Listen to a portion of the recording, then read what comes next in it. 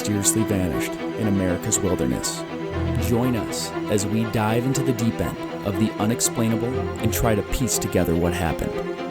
You are listening to Locations Unknown.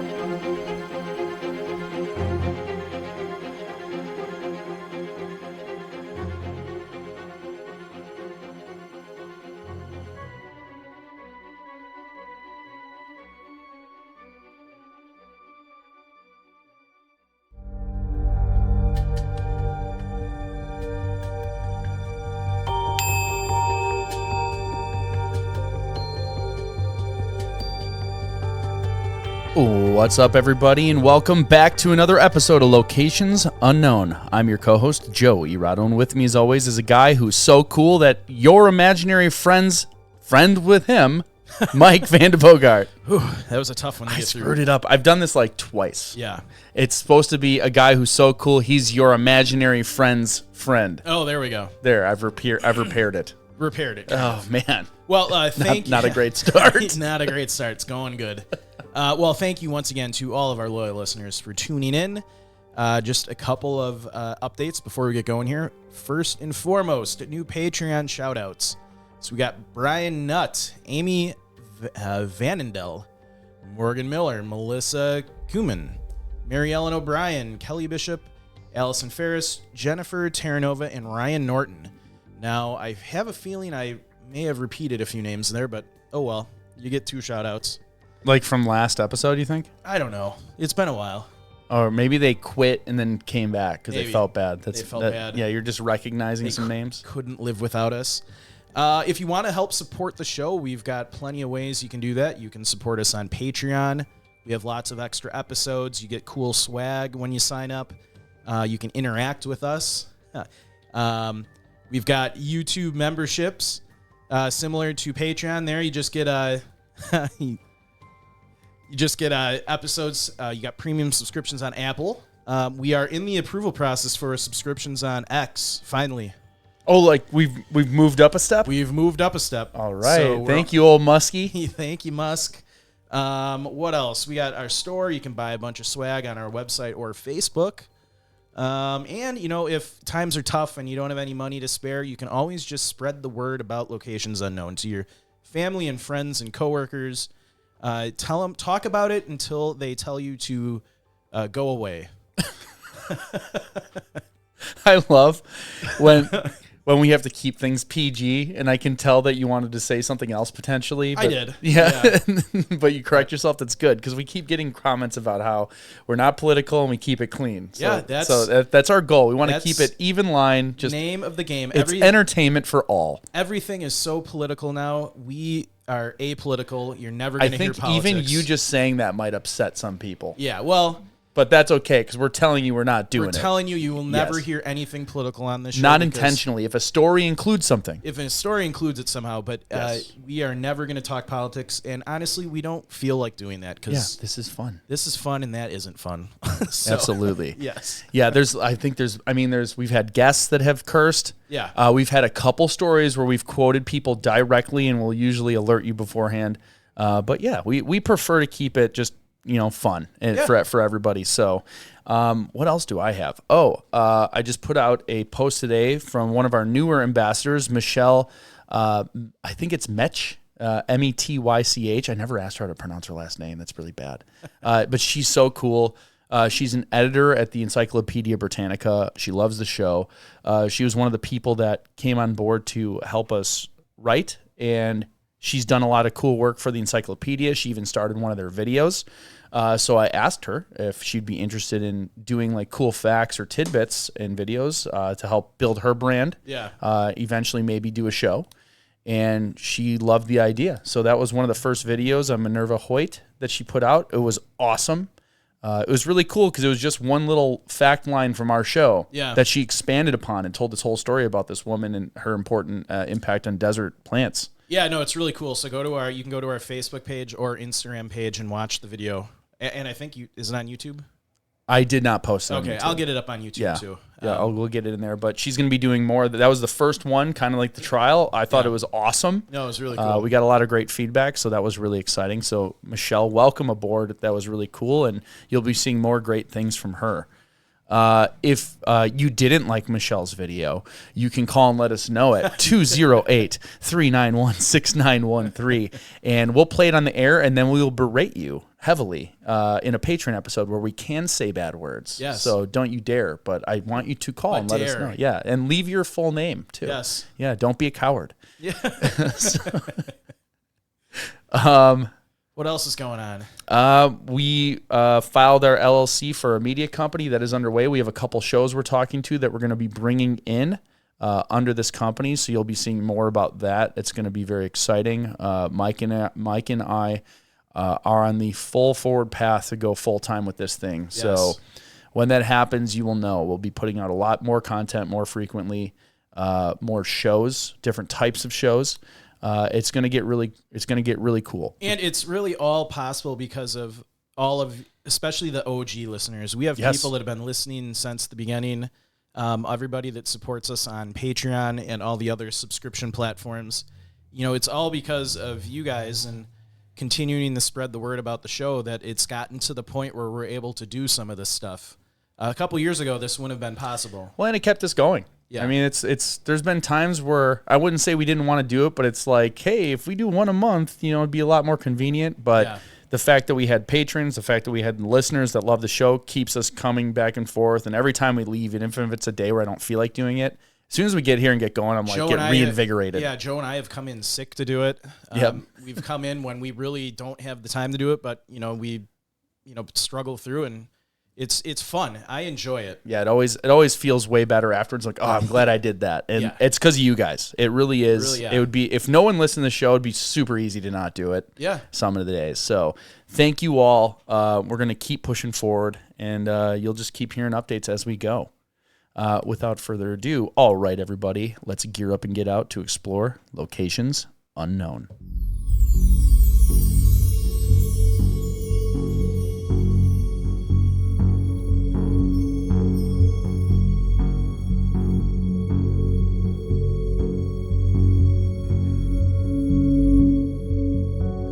February 8th, 1970. A troop of Boy Scouts were hiking to and camping near Ice Water Springs in the Great Smoky Mountains National Park. On the way out the next morning after camp, one of the scouts was separated from the group and was never seen again.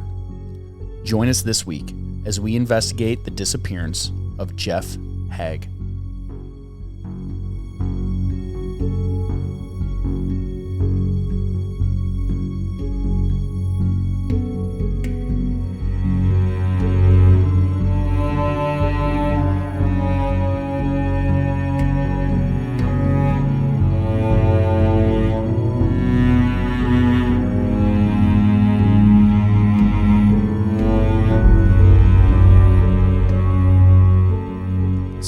Before you get going, lay it on me. No, so we talked about this before the show. This is a very interesting case in the sense that we're going to go through normal like location profile, character profile, timeline, and then theories, and then at the end. Just don't say it. You love revealing the end. No, you're not. You're going to do it later. You got to stick to the end. I won't say what I'm going to say, but you'll want to be here for it. Yes. Okay. Yeah. You love telling the end. You get so excited. You're like, here's giving that little summary. You don't need to. It's a surprise. Well, here's what you do. When you want to do it, say, there's something really exciting at the end that I'm going to reveal. I don't know. And leave it at that. Okay. So stick around to the end. I'm surprised you waited till after that part. Normally it's in the intro. Joe's being a negative Nancy here. I'm not. No, I want to build the suspense. You always reveal the suspense. So we are at the Great Smoky Mountains National Park. Have you ever hiked Great Smoky Mountains? No. You haven't? But I feel like River Gorge probably had a similar feel when we went there. Was that the one that we went, the newest one? Yeah. Yeah. That was a very similar feel. I went one time with my kids, so I didn't do any backcountry. The Smoky Mountains are the largest mountains in the Appalachian Range. Yeah. So obviously it's not comparable in that sense, but I feel like the vegetation, the forest, like, it had the same feel. It had the same vibe, I would imagine. Yeah. No, I'm agree. I was there. I'm agreeing with you. I've heard. Similar. The Great Smoky Mountains look beautiful. It's definitely on my list to do. They're great. And they're smoky. They're smoky. Yes. The sub-location of where this event took place is the junction of the Appalachian Trail and Boulevard Trail. So this is around North Carolina and Tennessee. That's where the park's located. That's where the park is located. It's between those two states. It was established June 15th, 1934. People have, I skipped visitors. It sees a lot of visitors per year, 14.1 million visitors per year as of 2020. So I bet it's gone up. And we covered that other case, that boy that went missing. That happened only like 6 months from this case. Really? Dennis Martin, I believe. That was that close in the same park? In the same park, like in the same relative area. Are they connected? I don't know. Can I tell them? Nope. They're not. Nope. If we're asking the question, then they're going to have to guess. They're not. All right. People, see, you just revealed it. So a little bit about the habitation of the area. People have occupied the mountains since prehistoric times, but it was not until the 20th century that human activities began to profoundly affect the natural course of the events here. When the first white settlers reached the Great Smoky Mountains in the late 1700s, they found themselves in the land of the Cherokee Indians. The tribe, one of the most culturally advanced on the continent, had permanent towns, cultivated croplands, sophisticated political systems, and extensive networks of trails. Most of the Cherokee were forcibly removed in the 1830s to Oklahoma in a tragic episode known as the Trail of Tears. The few who remained are the ancestors of the Cherokee living near the park today. I feel like we should do an episode on the Trail of Tears. That would be a good one. I think so. I mean, I remember learning about it in grade school. I honestly would need to refresh my memory on the history of it. Like all the it's kind of tragic. Like we learn about all the cool history in grade school and we don't care about it. And I'm sure it was probably, desensitized for children. Yeah. Growing up in the 90s, I'm sure it's not like the real history of what happened. Sure. Yeah. So, well, and like you're not paying attention because you're like, I don't like school. It's boring. And now, like when you're older, you're like, oh, I love history. I think it'd be I wish I could take a class all day on it. Yeah, and I think it'd be cool to do a deep dive and really go into the atrocities that happened. I think it's important for people to know. Sure. So that would be a good one. Yeah. Well, let's make that one a Patreon. Okay. Or is that like makes it worse if we make people pay to listen to it? It might be interesting enough to do it as a normal episode. No, we could do it as normal. Yeah. That was a poor attempt at it. Maybe we get that lady that is working for the encyclopedia to join in. Oh yeah, that would be great. She probably knows a bunch about it. Yes. Yes. Michelle. That lady. She's our new ambassador. I've been unplugged for a few weeks. Yeah. I've been, Yeah, Mike's been sick and busy, looking at houses, all the stuff. But I'm back. You're back. So life for the early European settlers was primitive, but by the 1900s, there was little difference between the mountain people and their contemporaries living in rural areas beyond the mountain. Early settlers had lived off the land by hunting the wildlife, utilizing the timber for buildings and fences, growing food, and pasteurizing livestock in the clearings. As the decades passed, many areas that had once been forest became fields and pastures. People farmed, attended church, hauled their grain to the mill, and maintained community ties in a typical rural fashion. The agricultural pattern of life in the Great Smoky Mountains changed with the arrival of lumbering in the early 1900s. Lumbering. Office space. Within 20 years, the largely self-sufficient economy of people here was almost entirely replaced by a dependence on manufactured items, store-bought foods, and cash. Logging boom towns sprang up overnight at sites that still bear their names: Elkmont, Smokemont, Proctor, and Tremont. Loggers were rapidly cutting the great primeval forests that remained on these mountains. Unless the course of events could be quickly changed, there'd be little left of the region's special character and wilderness resources. Intervention came when Great Smoky Mountains National Park was established in 1934. The forest, at least the 20% that remained uncut within park boundaries, was saved. That's crazy. Yeah. Only 20% left. That was like right at the buzzer. And I mean, thankfully, people had the foresight to step in, and because at that time, people, a lot of people didn't care about, it was like just harvest whatever you can from the land. You know what? I always battle with this because hindsight's 20/20. It's like Monday morning quarterback. You can look back and go, dang, like I can't believe they did it. Yeah. I don't have hate for those people because I what I think about is what are we doing right now? Yeah. That not that we're aware of and we're ignoring. There's probably stuff that we're doing that we don't know yet. Yeah. And in 100 years and be like, yeah. those idiots. And it's like, well, if I knew. Yeah. So like, then you take that and think about the foresight, like you said, of the individuals who did like the switch flipped like, and then they save this. Yeah. Like, and they went and did something about it. That's really like, it's really neat to just take a pause and think about that. Like, it's not like something simple like, hey, save the trees. Yeah. They were going up against common, like what everyone else was saying and fighting these industries that were making people lots of money, that was supporting communities. And they had to go like, hey, stop that prosperity and fight. We're gonna take this land and make it public and take it from you. Yeah, and you can't use it anymore. And most people are like, what do you mean? Yeah, like this is America. Like you can't take land from us. But yeah, now we look back and go, oh, thank gosh they did. Like that's incredible that they did. So yeah. No, it's cool. Good for them. All those. We'll do another episode on those. All those people.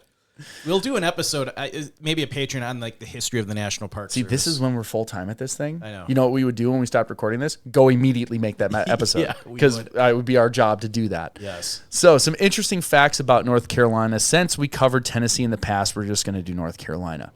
Babe Ruth hit his first home run in Fayetteville on March 7th, 1914.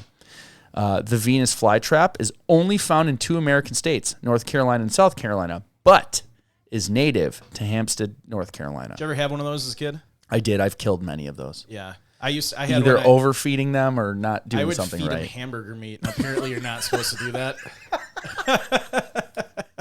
You're like it's a meat-eating plant. Meat. Just processed hamburger. Apparently Venus flytraps don't like beef. That's how you get a Little Shop of Horrors. Yeah. Like yours starts eating cow meat and grows way too big. Yeah. My Venus flytrap caught a cow. So North Carolina is the largest producer of sweet potatoes in the nation. There has even been a petition to make the sweet potato the official state vegetable. Whitewater Falls, located in Transylvania County, is the highest waterfall in the eastern region of the country. At 6,684 feet, Mount Mitchell is the highest peak east of the Mississippi. At 480 feet high, Fontana Dam is the tallest dam in the eastern United States. And the first mini golf or putt-putt course was built in Fayetteville. That's interesting. Yeah. UNC Chapel Hill is the oldest state university in the United States. Grandfather Mountain is the only private park in the world designated by the UN as an international biosphere reserve. I don't even know what that is. I don't either. No. Probably should have looked it up. Yeah. Look it up while I keep going, because now I'm interested. North Carolina leads the nation in furniture, tobacco, brick, and textile production. Now we're going to talk a little bit about the climate. According to our friends over at the Köppen Climate Classification System, the Great Smoky Mountains National Park has 2 climate types: humid, subtropical, and temperate, oceanic.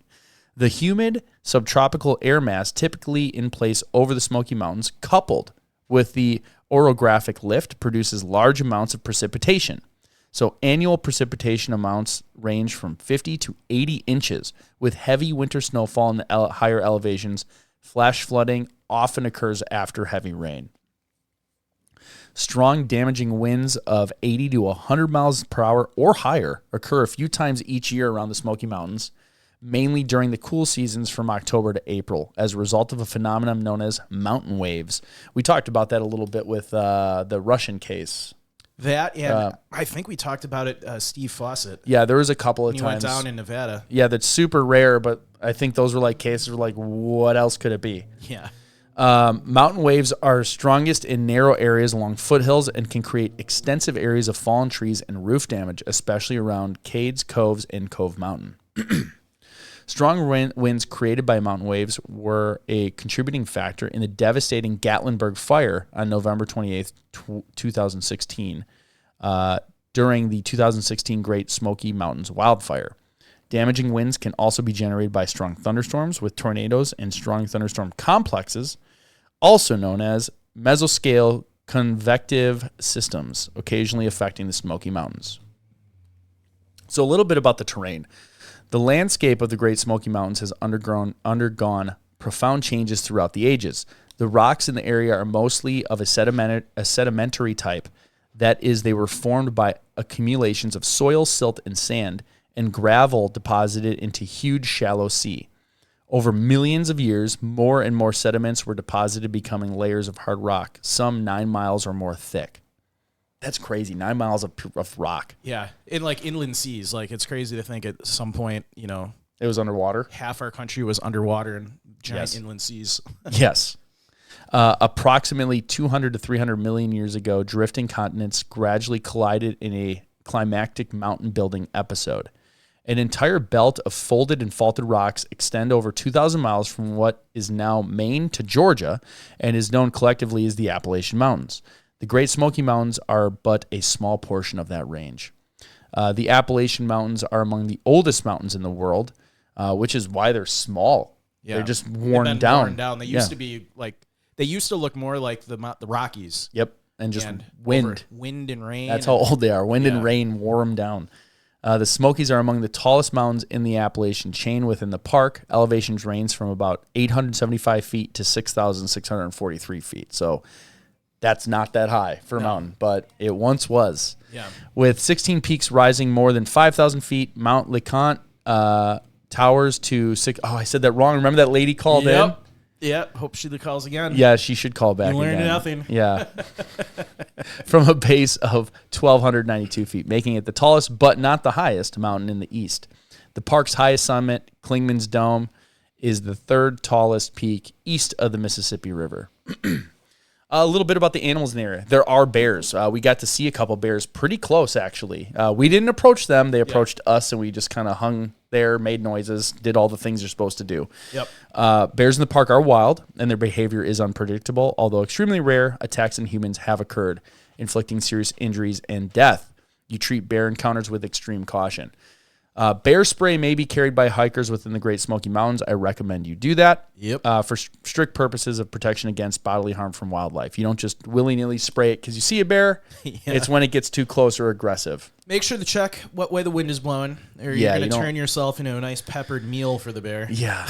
Yeah. I mean, actually, if you were covered with it, they might also not come after you because maybe you'll be screaming and crying. Yeah, it's true. But it'll be strong for them, too, if they try and take a bite. Yeah. Venomous snakes. There are two species of venomous snakes that live in the Smokies, the northern copperhead and timber rattlesnake. Although very few snake bites occur here, visitors should be cautious where they place their hands and feet, especially around old buildings and stone fences. Fun fact, no fatalities from snake bites have ever been recorded in the park. You don't want to be the first. Nope. So stay focused when you're out there. A little bit about insects. Yellow jacket wasps are the insect of greatest concern. They build nests in the ground along trails and streams and are aggressive when disturbed. You want to avoid perfume, powder, and scented deodorants, which may attract yellow jackets. Stings cause local swelling and can lead to severe allergic reactions in a few people that have that allergy that are sensitive. Such persons should carry epinephrine kits. So ice and wet leaves. In the winter, most trails at high elevations will be covered in ice. You'd want to use crampons or other traction devices for your boots. In autumn, loose, slick leaves on the trail may cause hikers to fracture their ankles. Be certain to wear ankle-supporting boots.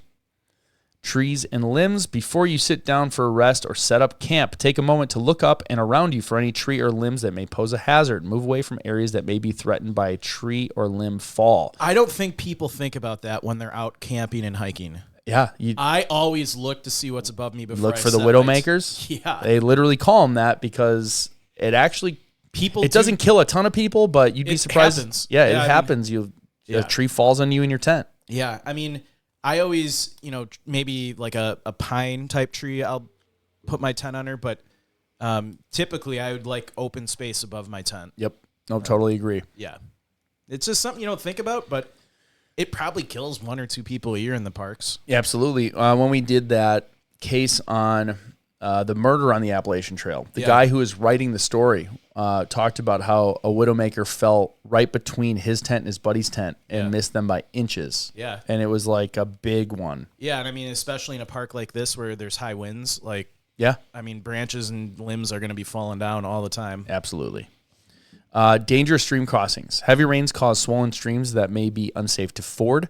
Use good judgment. Do not attempt to cross flooded streams. If your route is blocked by rain or swollen stream, please backtrack and attempt to return to the nearest campsite or trailhead. Do not risk your life by trying to follow a planned itinerary if it is cut off. When crossing streams, wear shoes to protect your feet and use a stout stick for added support. You do want to unbuckle the waist strap of your pack so it can be easily discarded if you are swept away. Do not ever try and keep your pack with you while you're going downstream. Yeah, it's just an anchor. For you. And you'll get caught up in other trees and strainer points that will cause you.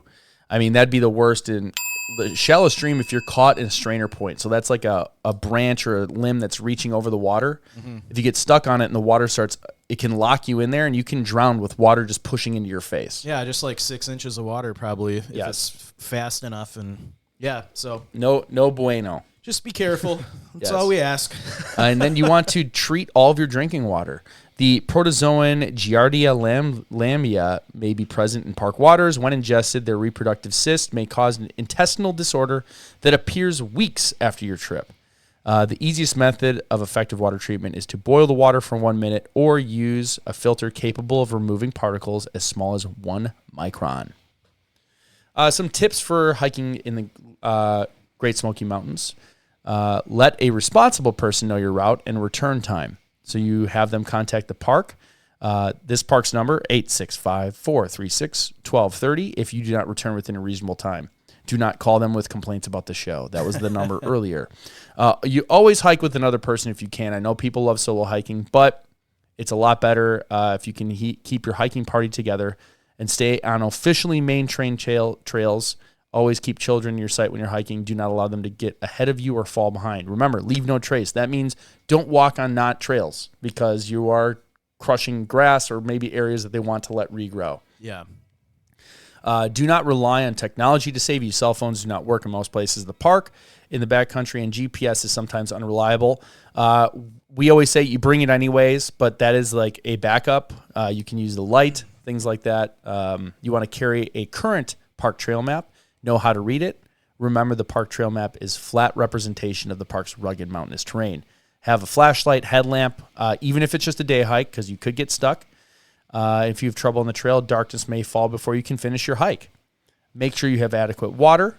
They recommend a minimum of 2 quarts per person per day. 3 to 4 quarts are recommended per person. All the water obtained in the backcountry should be treated by either filtering or boiling.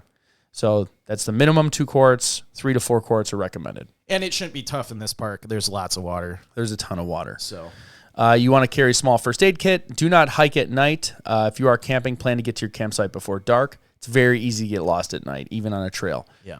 Just research the terrain of your trip and plan the itinerary that is realistic for your group's level of backcountry experience. So if you haven't done it before, make sure you go out a lot earlier than you normally would, just in case it gets a little more difficult, or maybe do an easier trail.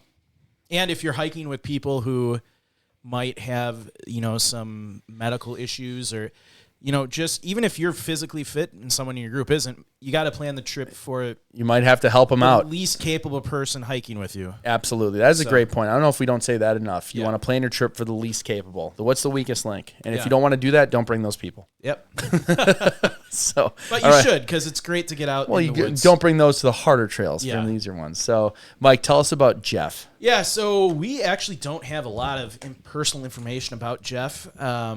So obviously we know he was a male. His remains were found. Spoiler alert. He was age 16. We don't know much more about his height, weight, hair color. I tried to find anything on that, and I couldn't.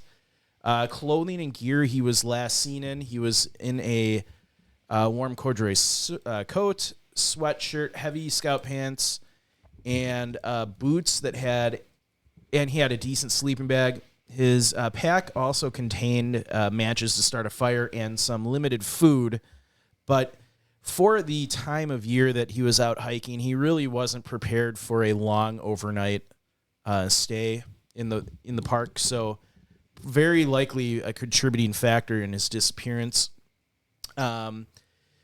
So medical issues. The prior night, Geoff had got wet while trying to make a fire and was instructed to get into dry clothes before bed. But the adults that were there were unsure if he followed these instructions, and some have wondered if hypothermia had set in and contributed to his disappearance. So we'll kind of get into all that during the timeline here. So everything started off February 7th of 1970. So Eugene Smith led Troop 95 from Morristown in Tennessee with 3 teenage Boy Scouts, Lee Smith, Steve Wolf, and Geoff Hague, out for a wilderness hike. They were headed to the Icewater Springs Shelter, which is 3 miles from the Appalachian Trail's Newfound Gap Overlook parking lot. The shelter is also close to Mount Kephart. They had planned to spend a night in the Great Smoky Mountains National Park in North Carolina before returning home. There were also 2 other adults, Assistant Troop Leader Marvin Horner and Reverend Pitzer Lyons. So it is now the morning of February 7th of 1970. The scouts and the adults arrived at the trailhead at Newfound Gap in the morning and hiked the 3 miles to Icewater Springs without any issues. If you're watching us on YouTube, Joe has got our friends at All Trails, still waiting for that sponsorship. Just thought I'd throw that in there. And it looks like a pretty cool hike. Yeah, it's on a ridge the whole time. It's kind of straddling this ridge all the way up. That looks like a fun little hike. A lot of elevation gain right out of the gate. Yeah. 1,200 feet, even though you started at the top. Yeah, so cool. Cool. It's an out and back, so it's not a loop. You're going all the way up and coming back, so you're staying on the same trail both ways. Yeah. That can be a little difficult if you've ever gone on a trail and then come back. It looks like an entirely different trail. Yeah, it does. Which, I mean, it is, but like you'd think it would be somewhat similar, but it looks completely different. Yeah. So when they reached the shelter at the springs, they set up camp, and Horner and Lyons returned to their car at Newfound Gap as the Reverend had a church service to conduct the following day. As mentioned before, the group planned to stay the night at the shelter, have breakfast, and then hike back the 3 miles to Newfound Gap. So it's now the next day, around 9 a.m. on February 8th, 1970. The teenagers and the adults packed up camp and left with Steve Wolf at the head and Geoff in the middle of the group. Lee Smith was told to stay behind to finish up tidying up the campsite and catch up with the rest of the group, which was expected to take just a few minutes. The Boy Scouts and the adults made it to the junction of the Appalachian Trail and the Boulevard Trail that led to the peak of Mount, how are we supposed to say this? Mount Lacan? Lacan. It's like French. I'm like, you know what? When that lady left the message, I'm like, oh, I'll never forget this now. Yeah. And I did. I knew we would. Yeah. Which is around 5 miles away. A sign was placed at the junction to signal the way to Newfound Gap. At this point, the group took a short rest after climbing uphill, but Geoff said he would stay longer for a while. Wait for Lee Smith to join and then continue the hike with him. As Lee was expected to arrive at this point very soon, Smith and Wolf left. It's the same day, February 8th, 1970. It's now 10 a.m. Lee arrived at the Gap, but Geoff was nowhere to be seen. He told Smith and Wolf he hadn't seen Geoff on the trail. Somewhat concerned, the group retraced their steps to Icewater Springs, but there was no sign of Geoff there either. They searched the area around the shelter and went further east to a rocky outcrop called Charlie's Bunyan, in case Geoff had missed the turnoff to where they had camped the night before. They then headed back to the junction of the Appalachian Trail and headed a few miles up the Boulevard Trail towards Mount Lacan. But again, there was no sign of Geoff. So at this point, I wonder what the signage would have been like, because I have a picture pulled up that shows that junction. Obviously, these signs wouldn't have been there. I wonder if they had anything at all. Well, they said they had signs at the junction. Okay. I thought it said they left signs. I'm sorry. No, they had signs. Okay, so I mean, those could be it was 1970, so yeah, maybe if they're just constantly refreshing it. So yeah. So at this point, the group is fearing Geoff got lost somehow in the area, which is maybe those are the signs. No, this is a different one. It's okay. Sweetwater Creek is showing up there. I mean, based on pictures we've seen of the trail, it would be, and it's, it's the morning, it would be pretty tough to get lost on this trail.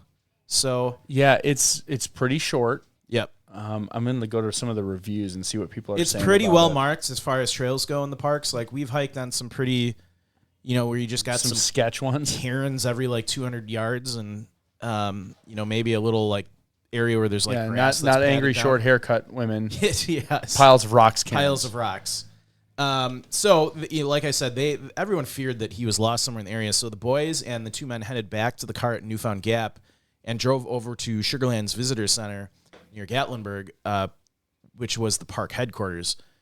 And although snow was now falling heavily in the area and it was getting dark, park rangers were reassured that Geoff had reasonable outdoor skills as he had recently earned his Explorer badge. So it is now February 9th, 1970. It's the morning. This is really when the search kicked off. So MPS Rangers and Search and Rescue created 7 teams to scour the area behind Icewater Springs. Despite a thorough search of the area, there was no sign of Geoff. Hundreds of volunteers joined the search. 2 sniffer dogs owned by the wife of evangelist Billy Graham were also deployed, but no scent could be picked up by the dogs. And like I said earlier in the episode, this was, I believe, not too long after the Dennis Martin case, which was one of the biggest searches in national park history, in kind of a similar area.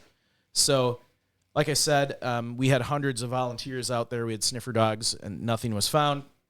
So let's jump ahead. A lot of people are saying it's pretty, I'm not going to say easy, but not super difficult. They said slippery. There's some lots of trip hazards. Yeah. This one person put quite technical, but that's the only one I could see that said anything like that. Yeah.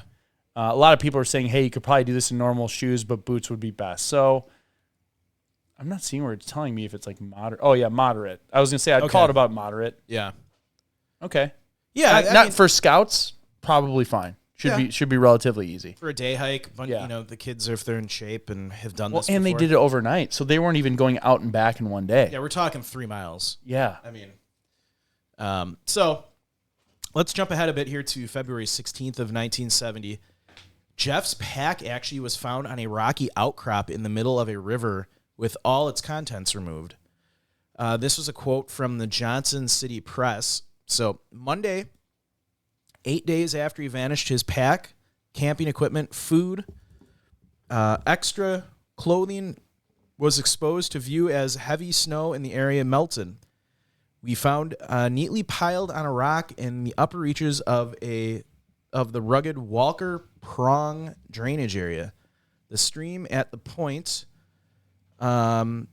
was narrow and shallow. Searchers led into the drainage area by Army dogs from Fort Gordon believed that some 16 inches of snow had fell after that was lost, and it had prevented the equipment from being found earlier. Without his supplies in the freezing conditions, he was surely doomed. Searchers continued their search in the vicinity of the pack, expecting that by now Geoff was likely dead. So it is now February 18th, 10 days later. This is when, sadly, Geoff's body was found about 1.5 miles from the trail junction he was last seen. Specially trained avalanche dogs found the remains. The searchers included 6 Green Beret soldiers from Fort Bragg, North Carolina members, NC members of the same outfit that took part in the search, the June 1969 search for Dennis Martin. Dennis vanished from an area near Spence Field in the Smokies in Tennessee and was never found. It was determined that Geoff had taken the Boulevard Trail and then walked downhill following the Walker Prong stream. The body was found only 1,000 yards away from the pack. Geoff was missing his socks, but one of his boots had been put back on. The other boot was nowhere to be found. His pants were partially pulled down as well, and despite the very cold weather, he was not wearing a hat or gloves. So a little strange right there. Authorities were quickly to state that Geoff had succumbed to exposure soon after he disappeared and was likely dead within a couple of days. Friends and family were convinced that he had been abducted. So that is kind of the official timeline. So before we wrap up and kind of give our theories, if we think what authorities described happened to him, I wanted to.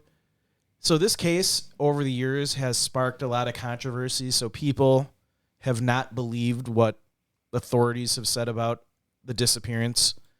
And especially in his book, David Paulides wrote about this case in one of his Eastern books on the Eastern Americas. And I just want to lay out what he described and then go through. And then we'll give our commentary. Well, I'm going to describe how he described the case. All right, so this is Paulides.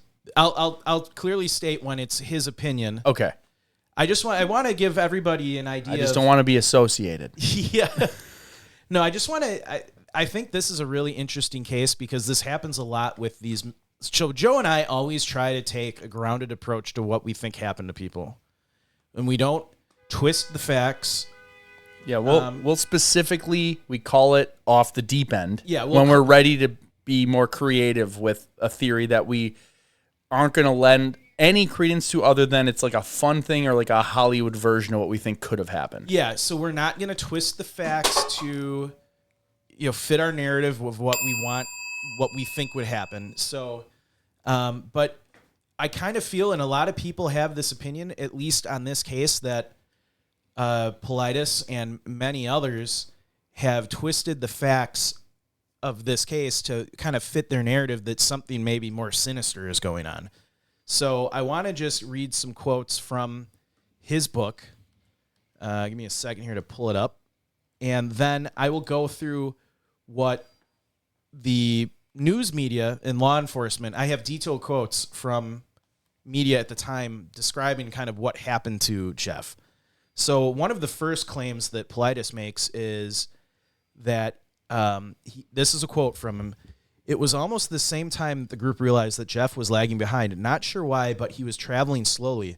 The scoutmaster and the scouts were puzzled at Jeffrey's disappearance because the trails and signs clearly showed the direction he was supposed to travel in." So he's kind of setting up the stage for, okay, why did he disappear? It was so clearly marked. The trails were easily to follow. So, that's the first quote. So the next quote from him. So this is from David Paulides. "When Jeffrey disappeared, the trails were very clearly marked. There could be no mistakes about this. There would be no reason for Geoff to voluntarily leave the trail and travel 1,000 yards down into the drainage. None."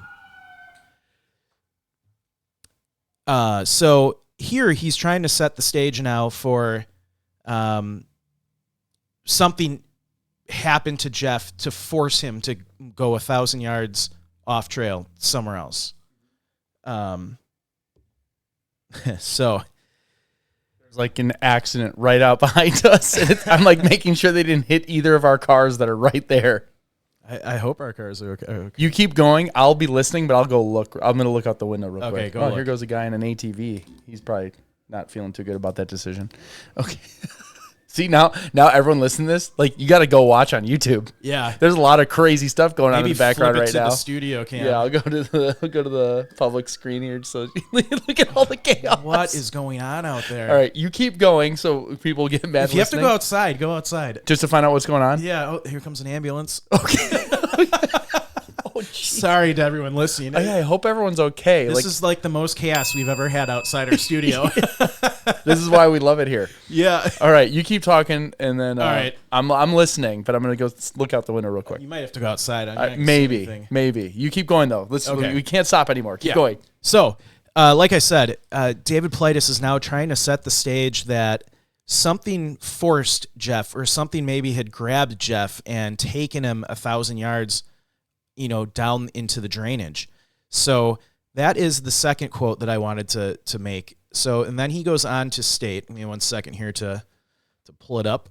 So the third quote, he says, "You may hear some SAR people state that Geoff froze to death. I don't think so. It's much more complicated." So when I get into the actual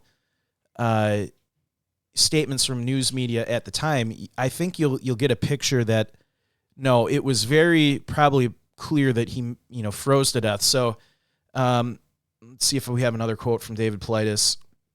So here is the fourth quote. So Geoff didn't have broken bones, and he could walk. His pack, sleeping bag, and supplies were not that far away. So, this again goes into the narrative that how could this have happened? He could have walked. He had all this gear.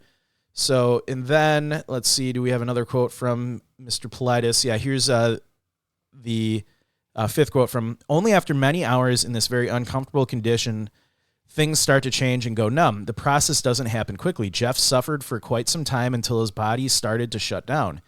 He had to have gone through some extreme anxiety knowing that the comfort of his sleeping bag was just up that creek. There is no logic to explain why Geoff didn't get his pack if he was free to do so.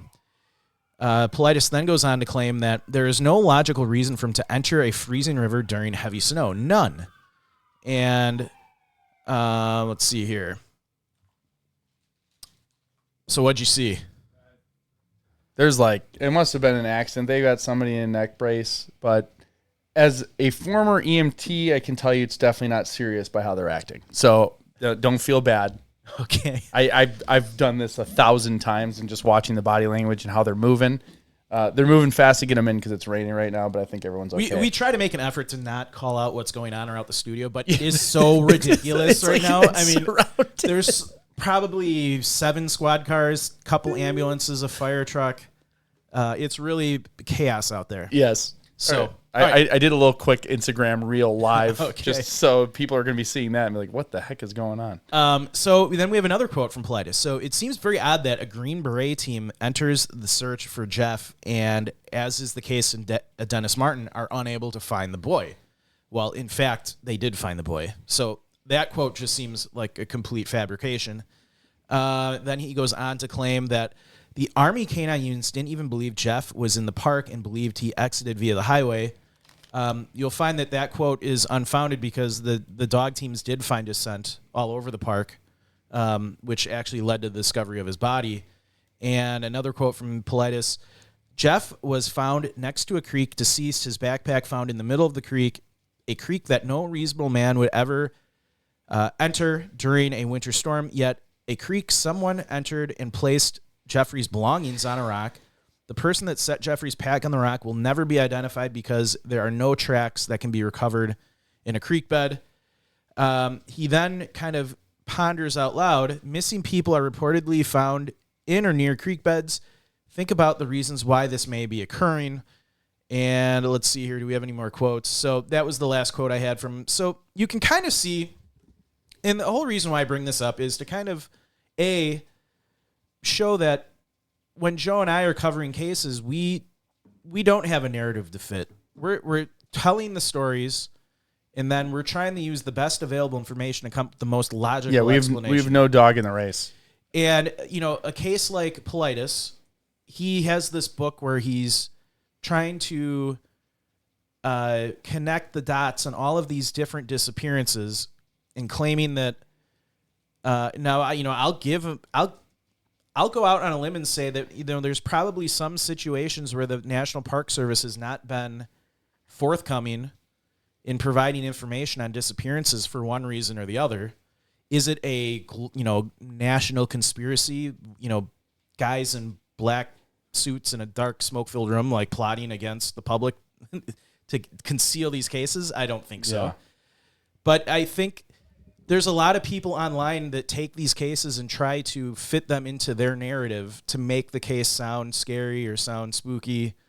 And so now, before we end and kind of go to our theories, I just want to read through a lot of quotes from the time that local reports from the 1970, from the various newspapers talking about in detail how they found his body. And it's really interesting. And so the first quote comes from, let's see, this first quote comes from the Tennessean. It was published on February 20th, 1970. So this quote, Eugene Smith, scoutmaster, feels the youth intentionally parted from the group to take the Boulevard Trail.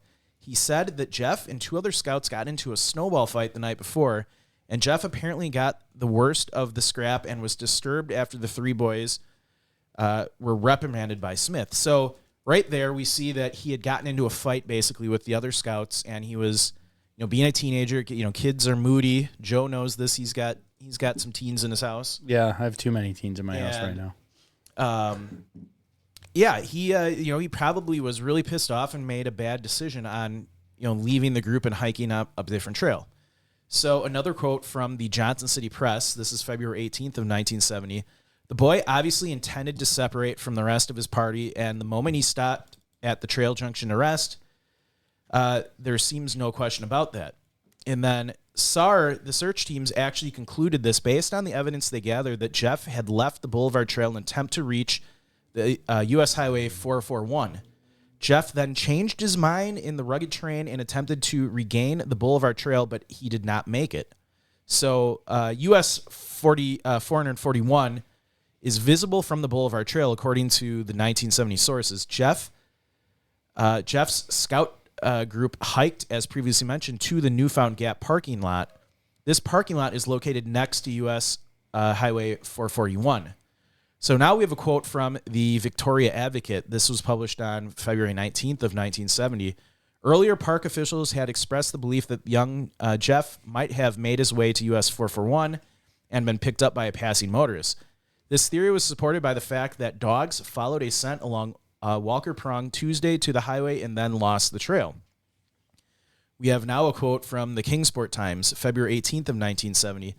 Evidence gained from the 11 days of searching for the boy indicates that he walked along the Boulevard Trail towards Mount Lacan at least 4 miles, then returned it to a point about 1.25 miles from Boulevard Junction with the Appalachian Trail before plunging into the cruel drainage wilderness in a cross-country effort to get out of the area.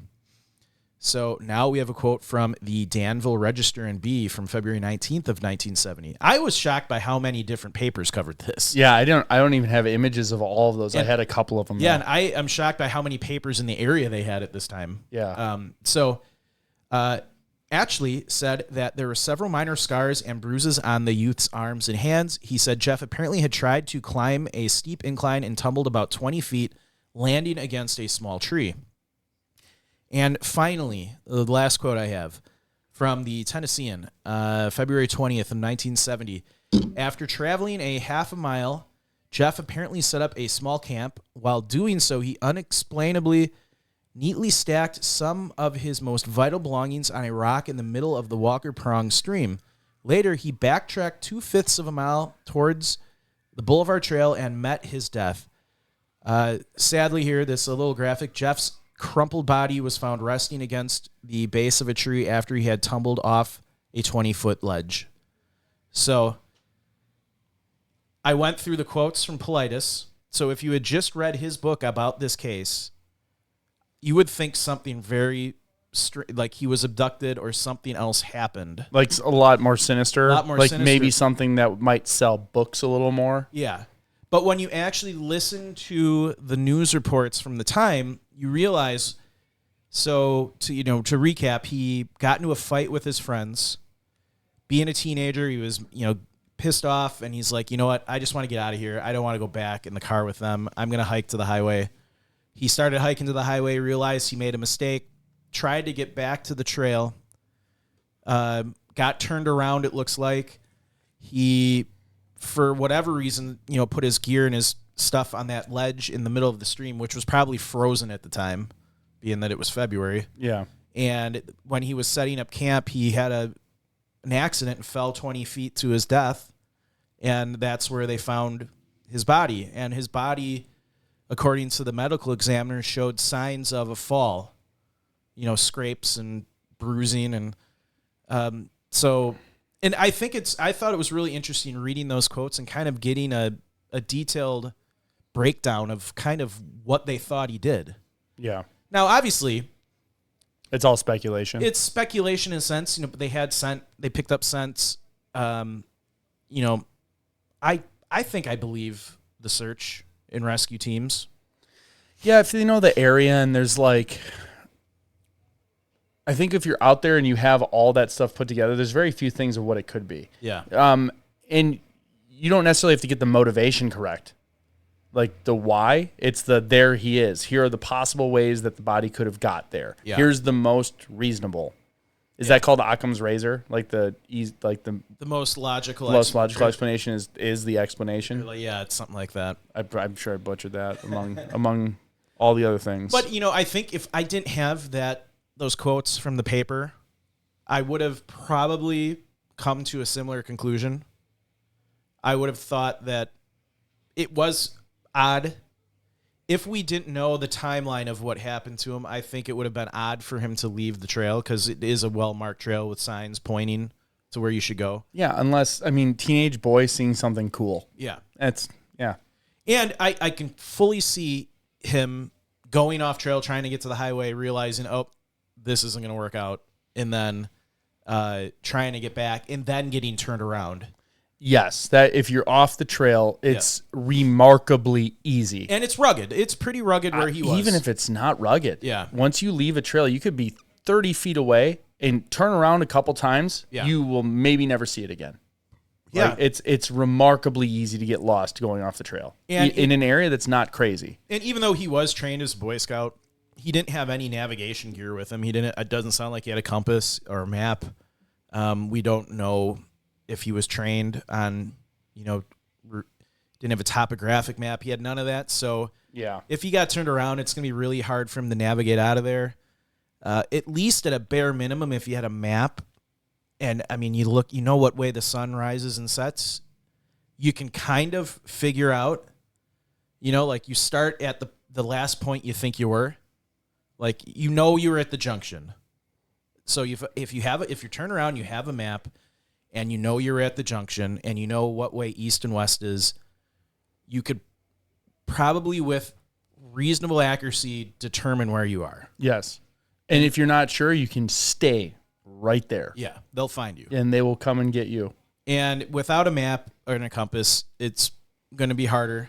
But even then, if you have a general idea of the area, if you know generally what's west and what's east, like if you know that highway is to your east, you can start making your way to that highway.